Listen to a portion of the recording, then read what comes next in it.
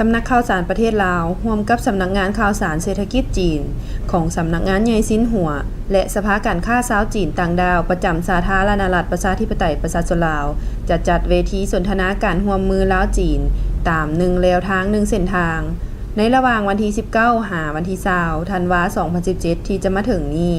ซึ่งพิธีแถลงข่าวเกี่ยวกับการจัดงานดังกล่าวได้มีขึ้นในวันที่18พฤศจิกายน2017อยู่นครหลวงเวียงจันทน์โดยมีทานกีแก้วไขคำพิทูลเลขาธิการศูนย์กลางพรรคหัวหน้าคณะโฆษณาอบรมศูนย์กลางพรรคทานสวรรครราชมนตรีฮ้องรัฐมนตรีกระทรวงแถลงข่าววัฒนธรรมและท่องเที่ยว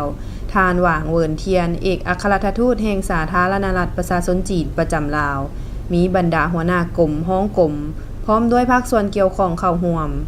โอกาสดังกล่าวทานขวงเลอเสิงฮ้องประธานสำนักงานข่าวสารเศรษฐกิจจีนของสำนักงานใหญ่ซินหัวกาวา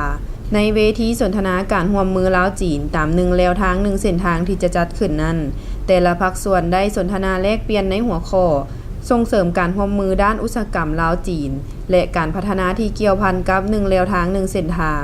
ลงลึกในการศึกษาค้นคว้าทางด้านเศรษฐกิจการค้าระหว่างลาวจีนเพื่อเฮ็ดให้ไปทันรถด่วนแห่ง1แนวทาง1เส้นทางเพื่อให้ได้รับการพัฒนาที่ไวและดีขึ้นกว่าเก่าเปิดยุทธศาสตร์การหันเปลี่ยนประเทศลาวจากประเทศที่บ่มีชายแดนติดกับทะเลกลายเป็นประเทศที่มีทางออกสู่ทะเลเพื่อรองรับยุทธศาสตร์1แนวทาง1เส้นทางพร้อมนั้นยังจะได้ประกาศบทรายงานโอกาสการพัฒนาการร่วมมือลาวจีน1แนวทาง1เส้นทางปี2018สร้างตั้งเวทีการบริการด้านการลงทุนของวิสาหกิจลาวจีนเส้นทางสายไหมซินหัวและจัดงานแสดงโครงการแห่งความสำเร็จในระยะอันไกลที่ได้รับผลมาจากการร่วมมือลาวจีน1แนวทาง1เส้นทางนอกนั้นยังจะได้จัดเวทีกองประชุมแยกที่เกี่ยวกับอุตสาหกรรมเช่นอุตสาหกรรมการธนาคารการพัฒนาทรัพยากรน้ำและไฟฟ้าวัฒนธรรมการบริการข้อมูลข่าวสารและอื่นๆพร้อมเดียวกันนั้นทานสวรรครราชมนตรีกล่าวว่าการร่วมมือทางด้านเศรษฐกิจ2ฝ่ายลาวจีนในระยะ2ปีผ่านมามูลค่าการค้าบรรลุ2ตึกกว่าดอลลาร์สหรัฐด้านการท่องเที่ยวมีท่าเอียงเพิ่มขึ้นโดยเฉพาะปี2017นี้เพิ่มขึ้น 23.5% เฉลี่ยในปีกายของนักท่องเที่ยวจีนเข้ามาลาวประมาณ 500,000 เทื่อคนการลงทุนของจีนอยู่สาธารณรัฐประชาธิปไตยประชาชนลาวปัจจุบันมีทั้งหมด769โครงการรวมมูลค่าหลายกว่า7ตื้อดอลลาร์สหรัฐ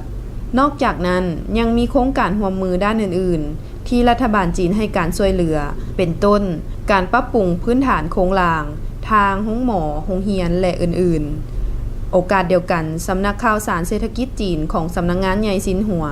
สำนักข่าวสารประเทศลาวสภาการค้าชาวจีนต่างดาวประจำสาธารณรัฐประชาธิปไตยประชาชนลาวได้เซ็นบทบันทึกความทรงจำ MOU เกี่ยวกับการร่วมมือ2ฝ่ายพร้อมนั้นสำนักงานข่าวสารเศรษฐกิจจีนยังได้เซ็นสัญญาร่วมมือกับธนาคารอุตสาหกรรมและการค้าจีนสาขานครหลวงเวียงจันทน์บริษัทดาวเทียมลาวเอเชียแปซิฟิกและหน่วยงานอื่นๆอีกหลายฉบับวันที่2กุมภาพันธ์นี้อยู่โรงแรมแลนด์มาร์คท่านกิแก้วไขคำพิทูล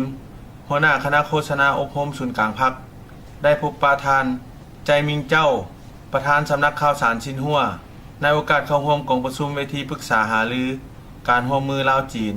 ขอบ1แล้ว1เส้นทางและในการพบปะครั้งนี้ท่านกิแก้วไขคำพิทูลได้ตีราคาสูงต่อการเดินทางมาเข้าร่วมกองประชุมซึ่งเป็นการเสริมขยายการร่วมมือระหว่าง2ประเทศและเชื่อมั่นว่าภายใต้การร่วมมือระหว่างภาคส่วนเกี่ยวข้องจะเฮ็ดให้กองประชุมครั้งนี้ประสบผลสำเร็จตามคาดหมายส่วนทานประธานสำนักข่าวสารชินหัวก็ได้แสดงความดีใจที่เห็นว่าคณะโฆษณาอบรมศูนย์กลางพรรคประชาชนปฏิวัติลาวให้ความสำคัญต่อกองประชุมครั้งนี้และการที่ในกองประชุมมีนักธุรกิจจีนเข้าร่วมอย่างหลงหลายนั้นเป็นการแสดงให้เห็นถึงการให้ความสำคัญต่อการพัฒนาในประเทศลาวและเชื่อมั่นว่าการเข้าร่วมกองประชุมของตน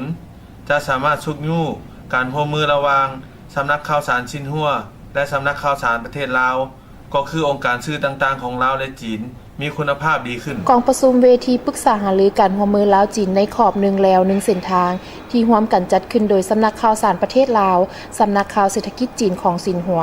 ธ ธนาคารอุตสาหกรรมการค้าจีนสาขานครหลวงเวียงจันทร์บริษัทกิตติพงศ์กรุ๊ปในวันที่ 2 กุมภาพันธ์ 2018 อยู่ที่โรงแรมแลนด์มาร์คแมคของริเวอร์ไซด์โดยการเป็นประธานร่วมของทานกีแก้วไข่คำพิทูลคณะเลขาธิการศูนย์กลางพรรคหัวหน้าคณะโฆษณาอบรมศูนย์กลางพรรคและทานใจมิงเจ้ากรรมการศูนย์กลางพรรคห้องหัวหน้าโฆษณาอบรมศูนย์กลางพรรคคอมมิวนิสต์จีนประธานสำนักข่าวสารซินหัวสาธารณรัฐประชาชนจีนนั้นจะเน้นกาลโอกาสและวิสัยทัศน์เพื่อการเชื่อมจอดยุทธศาสตร์หันเป็นประเทศที่บ่มีชายแดนติดกับทะเลให้กลายเป็นประเทศเชื่อมจอดเชื่อมโยงกับภาคพื้นและสากลของสาธารณรัฐประชาธิปไตยประชาชนลาวกับข้อริเริ่ม1แล้ว1เส้นทางของสาธารณรัฐประชาชนจีนกองประชุมดังกล่าวจะเป็นอ้อมหลายของเขตการร่วมมือลาวจีนเซ็นการหารือเกี่ยวกับกาลโอกาสการร่วมมือรอบด้านระหว่าง2ประเทศที่มีในปัจจุบันทางจะมีข้อเสนอที่สามารถปฏิบัติได้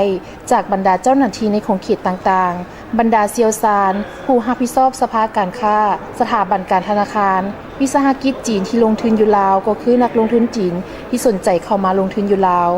นอกนี้ยังมีการสนทนาเป็นเวทีย่อยในหัวข้อต่างๆเช่น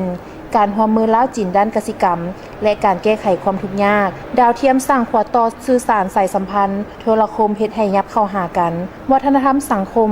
สุขยูการเสื่อมโยงส่งเสริมการร่วมมือและพัฒนาของเขตพลังงานลาวจีนสุขยูการร่วมมือด้านการเงินและอื่นๆที่สำคัญกองประชุมครั้งนี้จะได้เซ็นบทบันทึกการร่วมมือสร้างตั้งข้อมูลข่าวสาร1แล้ว1เส้นทางระหว่างสำนักข่าวสารประเทศลาวกับบริษัทหัวเว่ยประจำลาวและบริษัทดาวเทียมเอเชียแปซิฟิกตื่มอีก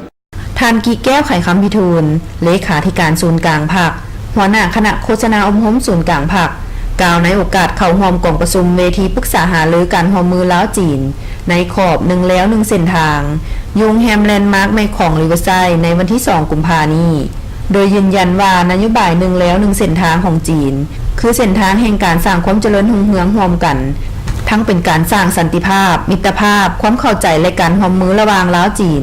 ซึ่งภาครัฐและประชาชนลาวสนับสนุนอย่างเต็มเปี่ยมด้วยความหวังว่าจะสามารถเชื่อมจอดเชื่อมโยงเข้ากับประเทศยุทธศาสตร์หันเป็นประเทศบ่มีทางออกสู่ทะเลเป็นประเทศเชื่อมโยงกับภาคพื้นและสากลการเชื่อมโยงระหว่างยุทธศาสตร์และนโยบายของรัฐบาล2ประเทศจะนำเอาผลประโยชน์สูงสุดคือสามารถปรับปรุงชีวิตการเป็นอยู่ของประชาชนลาว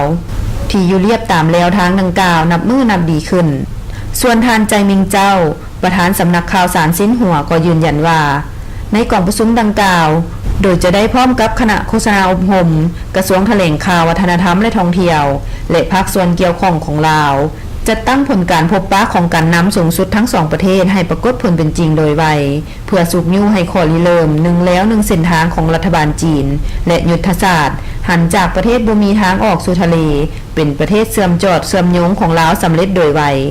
จากนี้สำนักข่าวสารซินหัวจะร่วมมือกับสำนักข่าวสารประเทศลาวประสานงานและแลกเปลี่ยนบทเรียนด้านข้อมูลข่าวสาร